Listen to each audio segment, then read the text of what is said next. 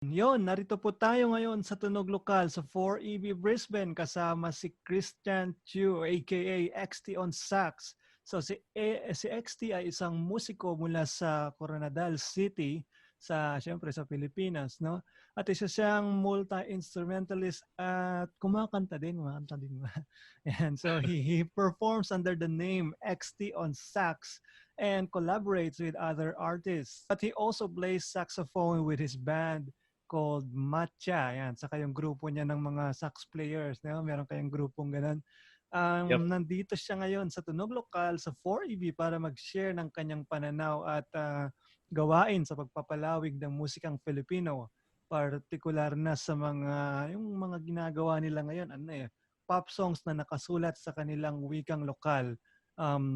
Particular sa kanila ay yung Ilonggo, kaya hiligay noon na tinatawag nilang Ilonggo Pop. Yan. So, syempre, papatugtog natin ang ilan sa mga kanta nila mamaya, no? So, XT, musta? Pakilala mo naman tayo ang sarili mo sa ating mga tagapakinig.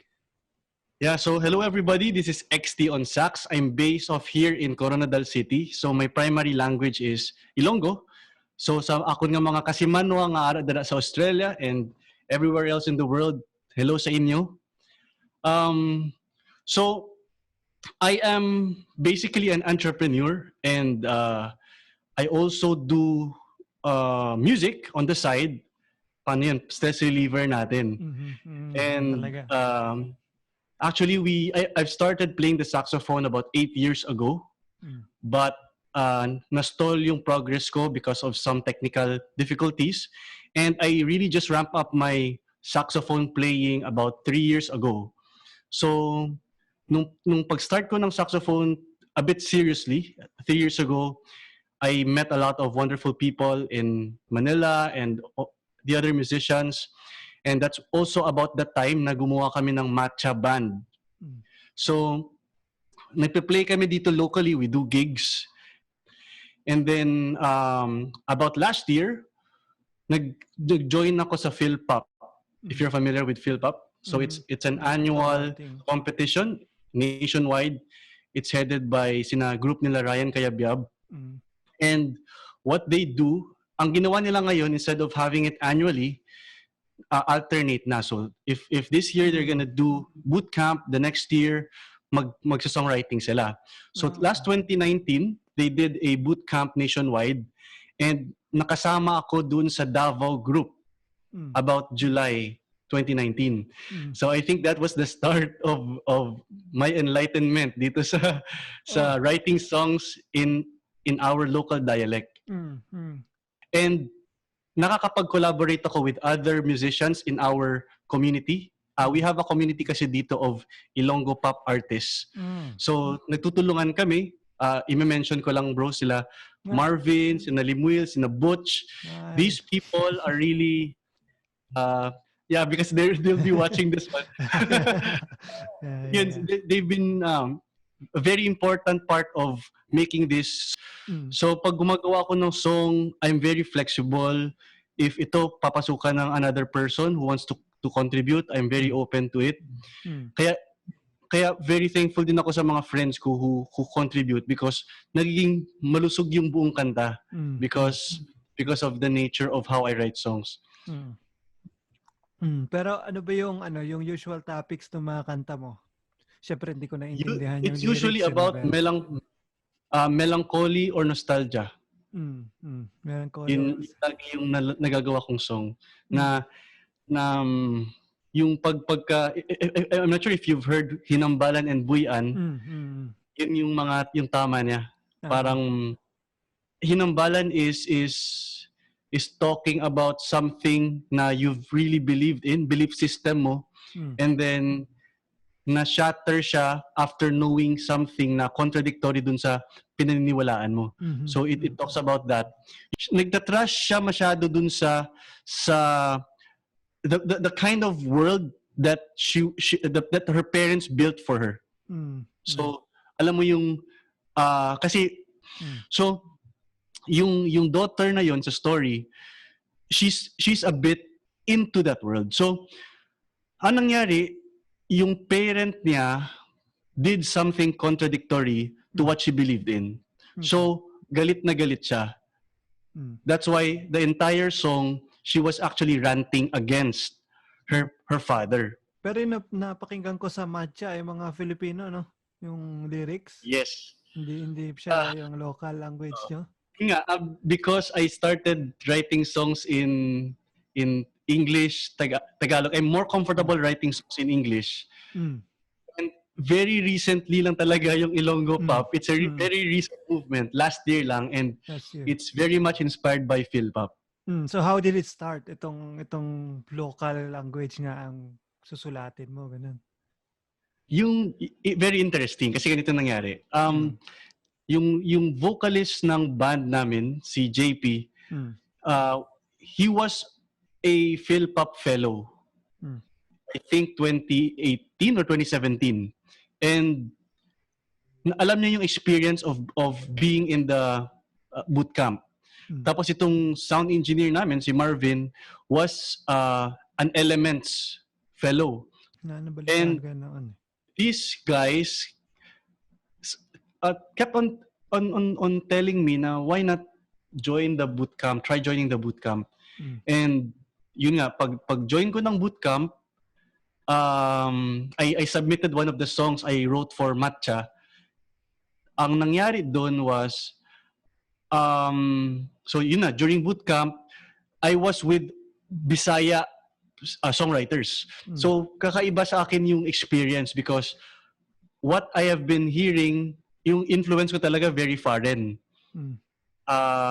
Tapos doon very local, Bisaya yung tugtog nila. And there was this one song, it was from idol ko yun. She won the first ever Min Pop competition. And yung title ng song niya is Dirira Ko. It was written in Bisaya, and right before the song ended, yung goosebumps ko sobrang grabe na. And standing ovation ako along with the other boot campers, and even yung mga coaches nagtanong muna. So parang anong ibig sabihin nun? And one of the coaches na Bisaya inexplained. So ito yung meaning niya. And then every coach went up from their chair, tapos standing ovation din. So I think that was the song that really got me inspired to write songs in my local dialect kasi ganun siya ka-powerful. And during the boot camp, I talked with the other coaches, sina Coach Jeremy, sina Coach Marlon, and they've never failed to encourage me to push through with writing songs in Ilonggo. So, ang nangyari, it was really fast. I was on my way back from Tagum to Coronadal. It was a 5-hour trip. So, during the trip, nagtry ako bumuo ng song, lyrics. And then everything else was history. And after nun, na-inspire kami to go with it further. And doon na nabuhay yung Ilonggo Pop movement in our area. Nice. So, what can you say na pinaka parang lesson na natutunan mo? Pinaka nagagamit mo ngayon doon sa buong 4 days, 3 days na yun? There are a lot of lessons. A few of them is build your music knowledge, build your chords, build the number of chords that you know, build your words.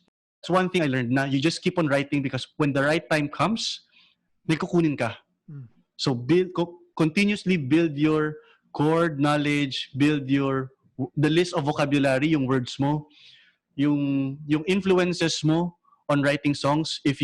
Hindi ka lang, kunyari, if you're a rock singer, rock songwriter, you also explore jazz, explore K-pop, explore pop, explore folk. Kasi nakakakuha ka doon ng how they play around the song. Nakakakuha ka doon ng elements. So the wider it is that you know, the better it is for you when the right time comes. Nice. Yan. So kailangan consistent ka, no? Consistent kang nagsusulat kahit bago ka pa lang. At least may mahuhugot ka kung sakali. And speaking of writing, ano ba yung mga challenges na encounter mo dun sa pagsusulat ng local language? One of the challenges is, doon ko na-realize gaano ka-limited yung vocabulary ko sa local dialect. Ah.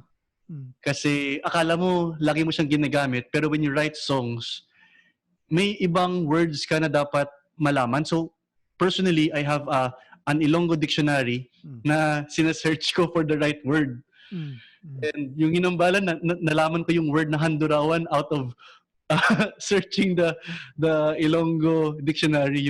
Kasi may word doon na handurawan sa lyrics ko, sa hinambalan.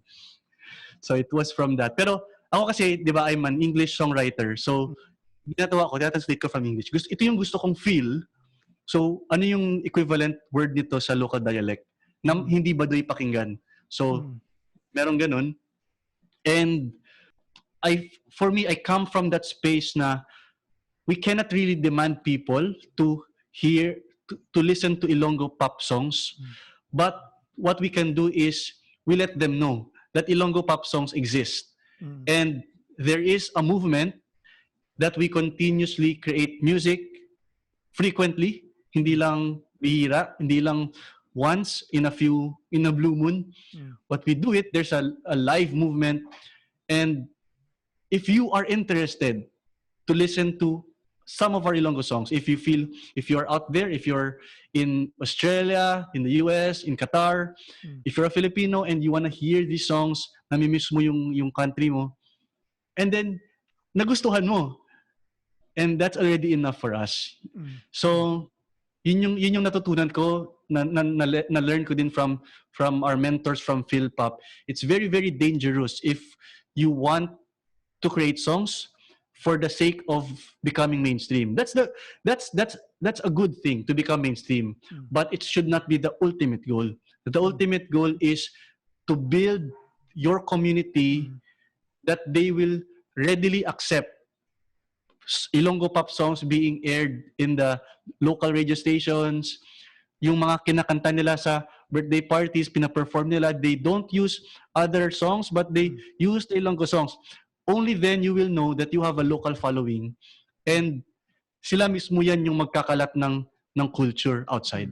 Ang maganda dito sa ganitong movement is we want to know the differences, but ultimately we know that it's part of the entire Filipino language.